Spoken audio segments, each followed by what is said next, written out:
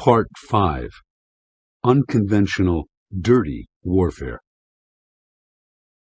A general fighting a war must constantly search for an advantage over the opponent.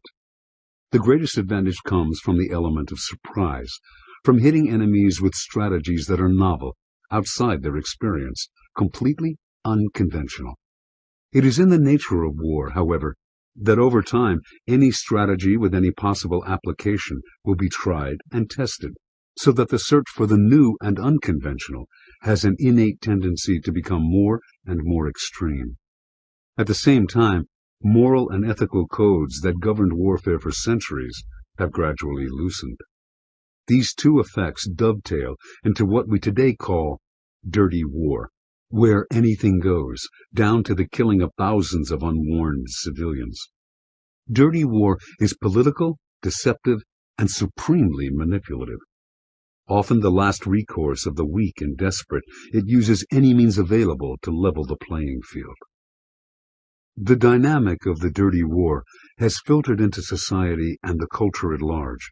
Whether in politics, business, or society, the way to defeat your opponents is to surprise them, to come at them from an unexpected angle.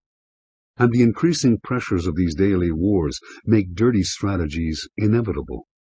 People go underground. They seem nice and decent, but use slippery, devious methods behind the scenes. The unconventional has its own logic that you must understand. First, nothing stays new for long. Those who depend on novelty must constantly come up with some fresh idea that goes against the orthodoxies of the time. Second, people who use unconventional methods are very hard to fight.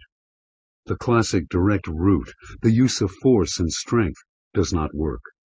You must use indirect methods to combat indirection. Fight fire with fire, even at the cost of going dirty yourself. To try to stay clean out of a sense of morality is to risk defeat.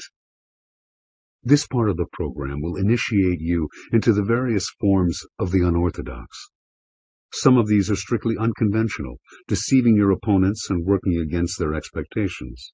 Others are more political and slippery, making morality a strategic weapon, applying the arts of guerrilla warfare to daily life, mastering the insidious forms of passive aggression.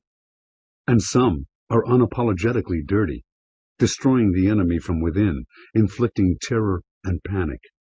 These chapters are designed to give you a greater understanding of the diabolical psychology involved in each strategy, helping to arm you with the proper defense.